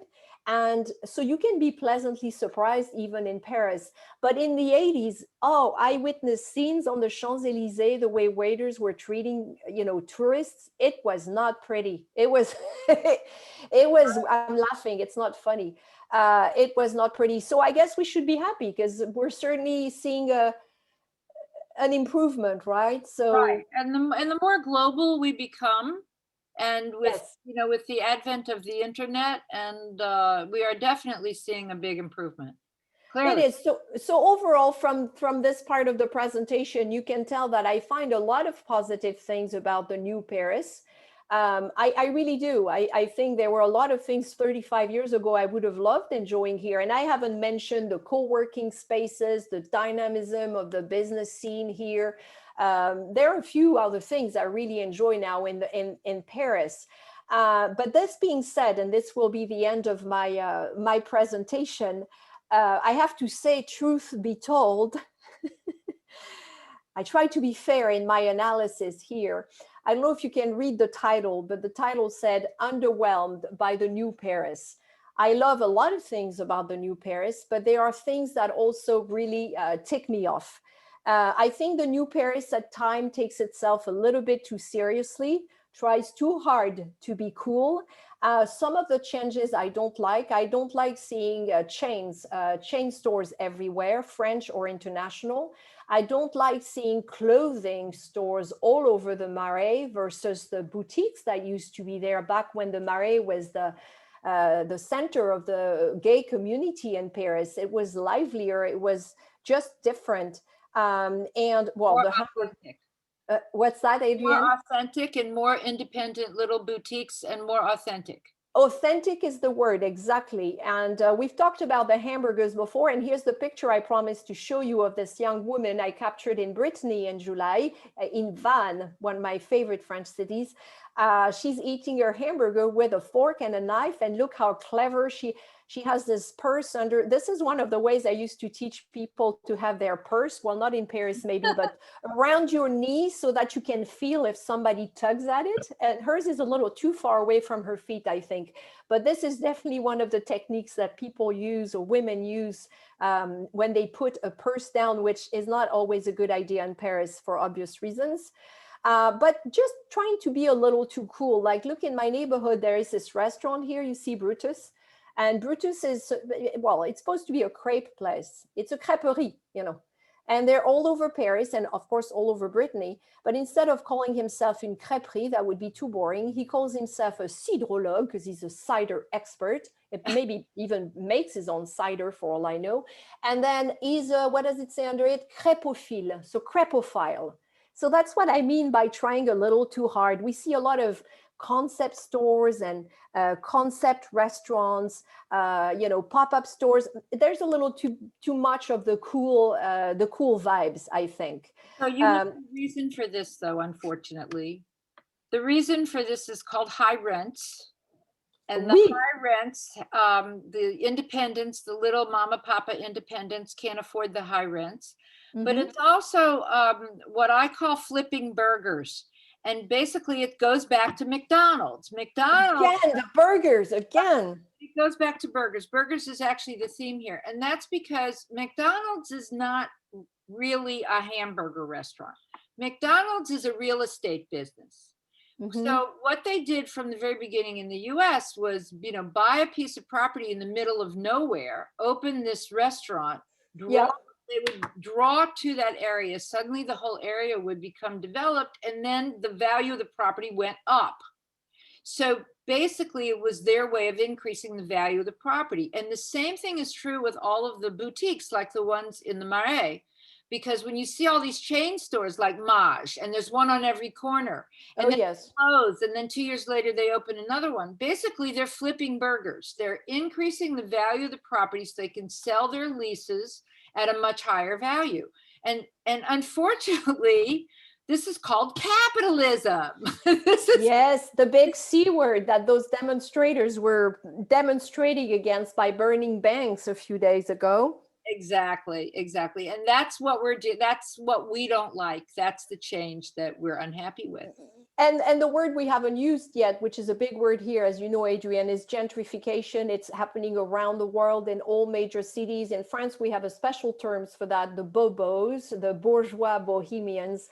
They have changed I think, and that probably is my biggest peeve as I'm discussing being underwhelmed by the new Paris. I have seen neighborhoods based, between 1985 when I arrived here and now, there are entire neighborhoods that have been transformed by gentrification. And the bourgeois bohemians, the bobos, especially when they come to have a family and little kids, really enjoy the former working class neighborhoods of Paris, the ones that used to be in the outskirts, as you know. That's right. And they have transformed them drastically. If you go to the Butte aux Cailles, the lovely village in the 13th arrondissement, if you go near me to the Batignolles in the 17th arrondissement, you will not recognize, or outside the périphérique, God forbid, the bobos crossed the périphérique, which many Parisians would never do. They went to Montreuil-sous-Bois and other areas, and they're turning into their little bobo villages as well, with those little shops that we just talked about. So as you said, authenticity is a problem. It's safe there. It's very pretty. The boutiques are cute. The restaurants are cute. But the old Paris, we all love the old Paris, whatever's left of it after what Haussmann and Napoleon III did in the 19th century. But we all love the old Paris. We don't want to lose the old Paris. And you see how that facade here, which is fortunately protected in the Marais, resists. It used to be a pharmacy, so they cannot touch it. So they've put clothing inside, but it's still a pharmacy. And so it's like sometimes I see those facades and I can see Paris saying, don't forget us, don't forget me. I used to be a pharmacy. And it makes me a little sad, I must say. I understand perfectly, because I've been living in the Marais since 1997. And on my one little block, there used to be 8 tailor shops across the street from me, on one side of the street, 8. And of course, they're all gone now. They're all everything there is now some sort of designer boutique or resale shops, which is popular, or restaurants or little cafes and hip spots, and it's completely different. Now, on the other side of that, of course, the value of the property is 5 times since I moved in. It's literally gone up 5 times. Yeah. It's hard for me as an owner there to complain about that. But at the same time, when you look back at Haussmann in the 1860s, I guarantee you there were a lot of people who were really upset that he tore down 20,000 buildings in the city to create the boulevards that we now think of as old Paris. Yeah, even though people do look past the Haussmannian style to look for neighborhoods like Le Marais, where he didn't get a chance to do what he wanted to do, or other areas like l'Île Saint-Louis, I think medieval Paris is practically gone now. I mean, there isn't that much left. And I think it's very important to keep all of that. I don't know that we can stop it. Personally, here near the Rue de Lévis, I try to patronize the traditional shops. We had a lot of food shops here, and some of them have been here for 10, 20 years. So I try to shop there. It's not to say I never go to shops in the new Paris. In fact, I find them quite interesting and entertaining as a trend. So I will go in there, and they're pretty, and the people are very nice, great customer service. But I think we should try and find a balance where, when we come to Paris, we see Paris, not Brooklyn. I didn't return after 20, I speak for myself here. I did not return from 20 years in the United States, in Seattle, which, by the way, in the last few years was getting rather gentrified and hip as well, compared to 1996, to arrive in Paris and feel in sections like I'm in Brooklyn. I know Parisians love New York and love Brooklyn, but this is Paris, and I like to see Paris. I like to see the old-fashioned cafes, the ones that are struggling, actually. And you know, you and I could sit here and have this conversation for you know, all night long. I know we could. We're not going to be able to stop progress, right? No, we won't. We don't really want to stop progress. We just want it to go in the right direction, right? So, right. Okay. Yes, and so this is my conclusion. In fact, it's perfect you said that, because my conclusion, I'm a pretty positive person. I always try to find the to look at the glass half full, if you will. So even if I'm underwhelmed by some of the new Paris, I catch myself before I go too far in that direction. And I decide to embrace change, because Paris has always embraced change. And I picked 4 pictures to show this, because in Paris, you can still find the old Paris, those beautiful Wallace fountains that, you know, have been here since the 1870s. But the cool thing about Paris now is that we have new fountains that provide free fizzy water. And I love these. So, you know, there's always a plus, there are always positive sides to change. And here you have iconic parks like the beautiful Parc Monceau, not too far from me either, which looks like it's remained in the 19th century. But at the same time, you have this beautiful, interesting, more than beautiful new park, also in the 17th arrondissement, called the Martin Luther King Park, where, you know, where biodiversity is a big deal and they're trying out a lot of new things. So I think Paris, as long as we find a balance and we keep some of the old Paris, and they have great ideas to introduce in the new Paris, I think we'll be fine. Well, unfortunately, Anne Hidalgo is not in that direction. Okay, you know, I don't want to, you know, we only have 20 minutes left. Yep, and I'm done. This is the end of my presentation. I know that everyone wants to do a Q&A, right? So, okay, I was just about to ask you, everybody take note. We are recording this so that you can get this information. But take note of how to reach Veronique.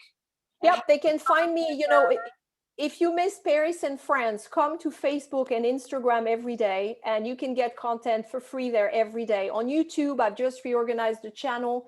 You have replays of my live streamed walks, which I do on Facebook on a regular basis. You have guided video walks. You even have French vignettes, so you can practice your French. And then you can subscribe to the blog and receive my newsletter. I still write on the blog when I have time. But if you want to support my little business and encourage me to create more content, a good thing to do would be to look up the club on Patreon, and you have the address down there. Okay, that is just absolutely perfect. So everybody take note of it. Patty, maybe you can put this information in the chat, but we're going to make it available to everyone anyway. Perfect. Now, what I'd like to do is if you can stop sharing. I am doing that just as you speak. Okay, and now what we can do is go to gallery view, and for people who want to ask a question, unmic and ask it. And I like it. Well, thank you for listening, and sorry again for all the tech issues here. I need to work through this. I don't think anybody cared too much about the technical. Yes, let's everybody hand. You see all those hands? Merci. Merci beaucoup. I'm sure we have some questions out there. Anyone want to ask a question? I don't know, they may disagree with some of the stuff I've said, because I find Paris, everybody feels differently about Paris and finds, you know, experiences Paris differently. Oh, I don't believe this. Come on, you guys. Daryl, that was great. I loved it. Thank you for sharing your stories. Merci, April. And that's April Cat of April in Paris Tours also. That's right. So I don't know. I mean, do you guys agree, those of you who know Paris, and especially those who have come for a long time, did you recognize in the things that I described from the 80s and 90s, did you go, aha, that sounds familiar? Or were you like, oh, I've never actually noticed that? How do you think coronavirus this year and probably next will affect the businesses? We're generally, in New York, we're generally finding that the independent businesses are closing. The only thing that's going to survive are the chains. Oh, good point. Yeah, I think we're going to have some of that going on. You know, the ones who everybody feels really sorry for right now are cafes, restaurants, and bars. They have now been closed for 6 weeks, 5 or 6 weeks, which was the start of lockdown number 2. And the government is not planning to let them reopen until the second half of January. So everybody is convinced that some of these businesses will not be back. And the same can be said about hotels. I noticed in the 17th, we have lots of smaller hotels, 2 or 3 star hotels. Some of them are still showing they've been closed since the first lockdown in the spring. So it will definitely influence and impact, not in a good way, what some of the streets and neighborhoods look like. Yeah. When you return, you might not find some of the businesses, right. You know. I'm very worried about the cafes because the cafes in France were already struggling so much. And now they have to face, well, not only 2 lockdowns, but also the competition of all the trendy coffee shops that came to us from Australia or the United States. Nothing against those, but our cafes have been struggling for years. And I love their coffee. I know some people hate it, but I do love it. And I'm very sorry to see that happening. Well, yeah, plus the ones that can survive will be the big chains. I mean, unfortunately, that's the truth. Any independent business is in a lot of trouble, and the cafes were traditionally independently owned. So yeah, and you find chain restaurants will make it. Well, Lisa Anselmo can speak to that because she leads the Save the Paris Cafe. Yes. Right. I mean, can you hear me? Am I on mic? Yes, yes. So it's definitely a concern. I've been spending a lot of confinement visiting a lot of the local cafes in my neighborhood in the 20th and the 11th and the 12th. And I mean, they're definitely struggling. I mean, you know, if you think they had several challenges. They had the Gilets jaunes every weekend. They had the strike. And then this again. And, you know, they're supposedly getting aid or due to get aid, but everyone I've spoken to says they haven't heard one thing about it, that you know, Macron likes to talk, but they haven't seen it at all. We lost about 400, we've lost about 400 cafes since 2014, but that's crazy. I'm going to guess that that's probably up at least another 5%. And we'll see, you know, but this is the thing. Small businesses in cities worldwide have been under attack because of high rents. So the coronavirus has just kicked it up. It's what's really distressing is that, you know, this is supposed to be a country that's, you know, socialist and is supposed to be helping, you know, people, but they don't really appreciate the entrepreneur and they don't appreciate the small business in the same way. Maybe that's cultural, and Vero, you can talk to this, but they're not getting the help they need. And, you know, just in my neighborhood alone, there are 1 out of every 5 stores is closed, like forever. So yeah, it will rough. be an impact. Yeah. Mm-hmm. Yeah. Same around the world. And Lisa, the government did try to help, like as an auto-entrepreneur, which is the status of my business. I did get some help the last few months from the French government. So they have tried. In fact, everybody's wondering how they're going to finance all this. So they have tried to help and to save some businesses and help them get through this. But in the poor, but if a restaurant or cafe is closed, they can't make any money, period. It's like, you know, they cannot open. So, and for those of you, so this is something I want to say, because so many of you are sad that they cannot come back to Paris and, you know, and France right now. And of course, if you follow my account and some other accounts on Instagram, you still see the beautiful photos of Paris, because we're not interested in showing you very depressing sights. Everybody's sad enough. So we try to find the beauty where we can find it. And I don't want you thinking that you're missing a heck of a lot, because realize that if you were in Paris right now, at least until last week when we were stuck inside 23 hours a day, when you go outside, the museums, everything that you used to enjoy in Paris is literally closed. The museum, the art exhibits, the cafes, the restaurants, the terraces, you cannot do any of that. And you could only walk outside for up to an hour a day. So that kind of puts a damper on things. So I know you don't want to wait. I know you want to come back, but come back when it's safe to do so and when you can enjoy Paris and France the way you used to. a bit of a message for those of you who are really disappointed. Vera, we have a question from Pamela Cavidera. She wants to know if the French are working from home like we are in the US, and after COVID, do you think they'll return to physical offices or continue to work from home? That's a great question. I'm friendly with my new neighbor across the street. We wave at each other because he spends hours working at his desk in the apartment across from me, and I do the same. A lot of the French have been asked to work from home as much as possible. And during the first confinement in particular, most companies were closed unless they couldn't close. This week, though, I read an interesting article saying that working from home is not a French concept and that a lot of French people, whether employees or their managers, are not digging it and are not getting used to it. So I cannot answer the second part of your question. I have no idea what's going to happen next year when life resumes as we know it. I love working from home. I've done that for years, but apparently a lot of French people do not care for it, and neither do their bosses. So wait and see is the answer. Hillary Kaiser says she'd like to raise her hand. So Hillary, just open camera. There she is. There she is. Hello. Hi. I'd just like to say, you know, I've been spending a lot of time in Edinburgh at the moment. And I came back to Paris 2 weeks ago. Ever since we can stay out for 3 hours a day instead of just 1 hour.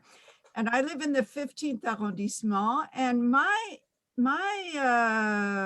neighborhood is very active and lively compared to Edinburgh. Edinburgh is dead.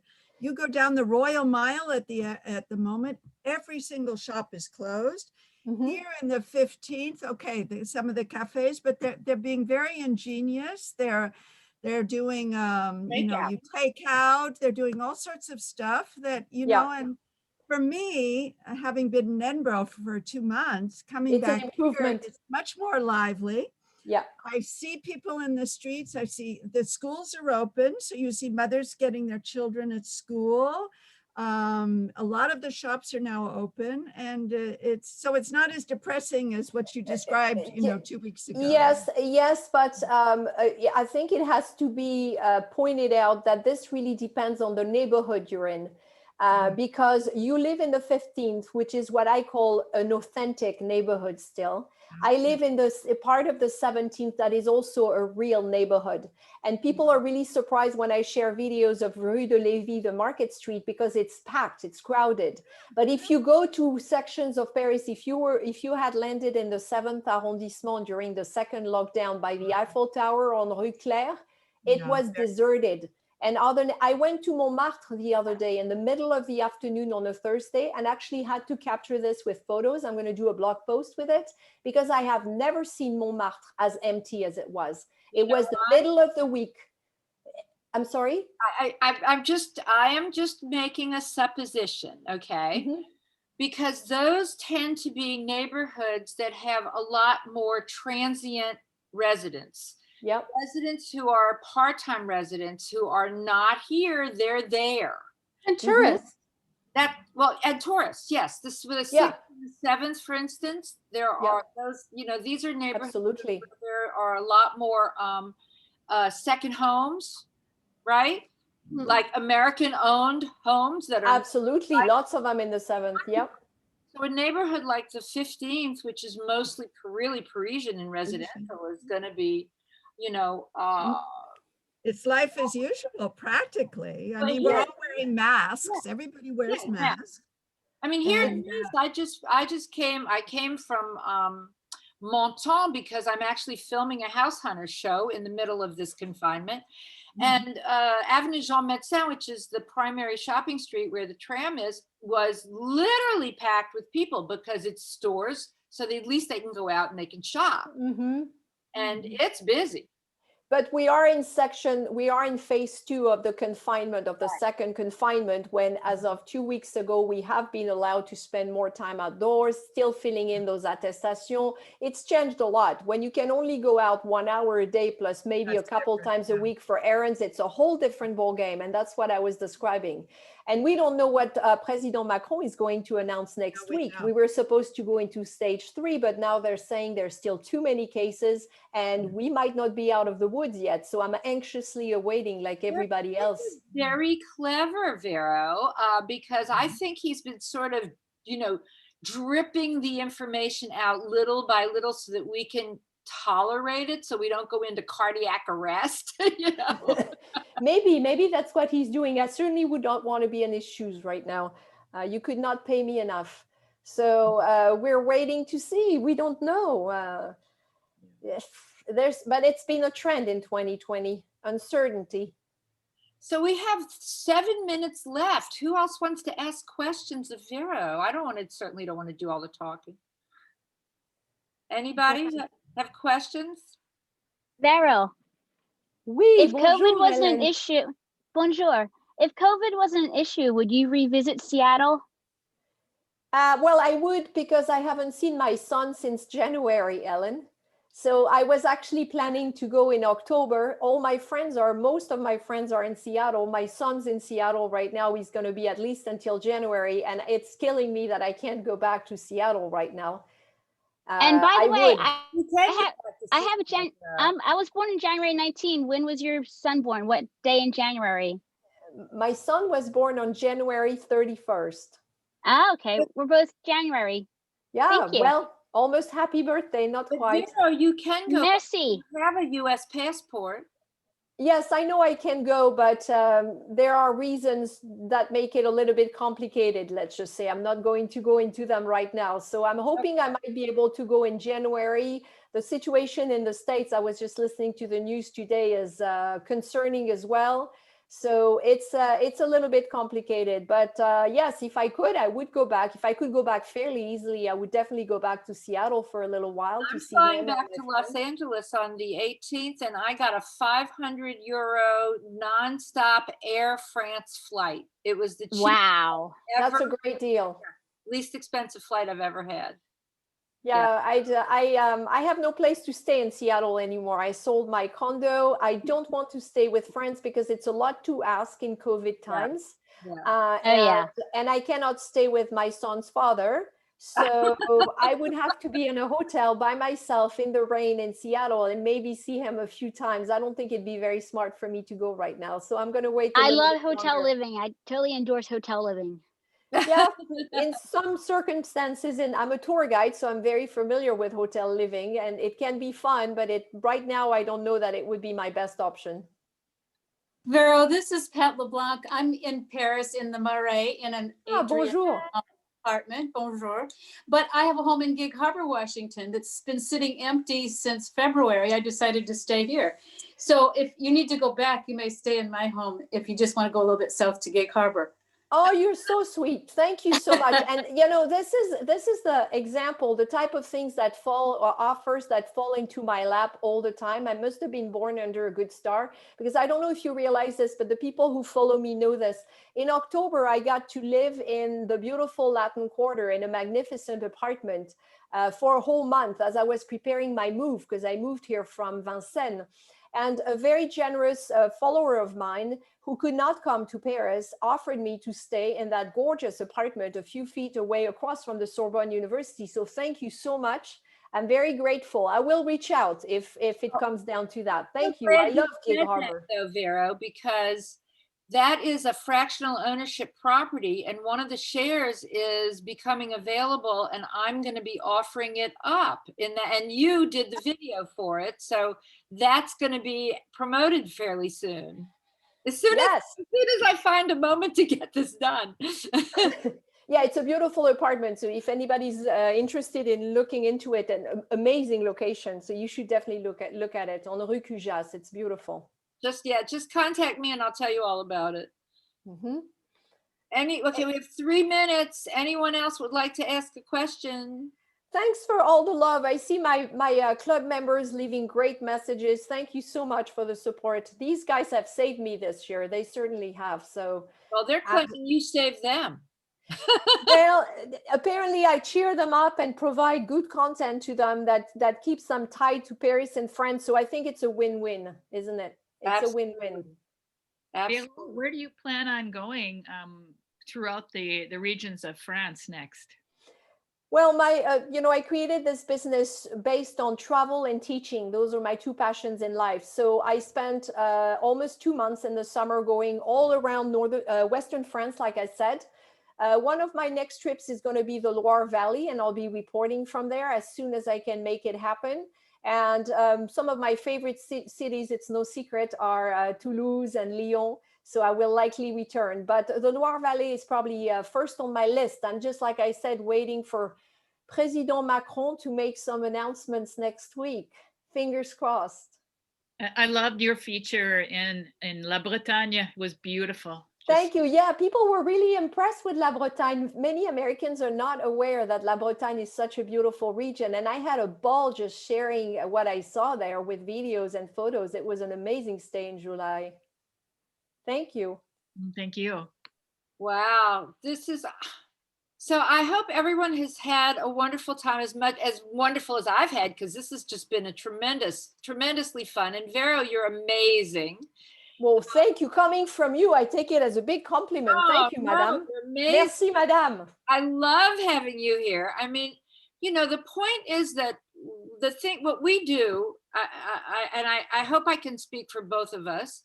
We're bringing a little slice of life of France to all these Francophiles out there who would very much like to be here if they could.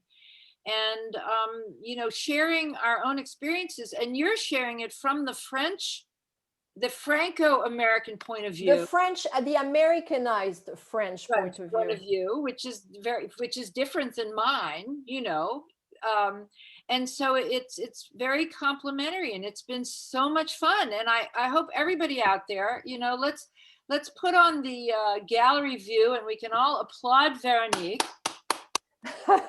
Thank you. Thank you. Merci beaucoup.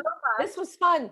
And I want to remind everyone that we're going to sign off in just a moment, but this is being recorded. I'm going to put the recording link in tomorrow's Parler Nice Nouvelle Lettre. So in my newsletter tomorrow, there'll be a link so that if you want to rewatch this or share it with your friends, you can. And we will be back, I think, on Zoom in a month's time, second Tuesday of the month, with Après-Midi. And I look forward to seeing everybody again, and tell all your friends. And thank you.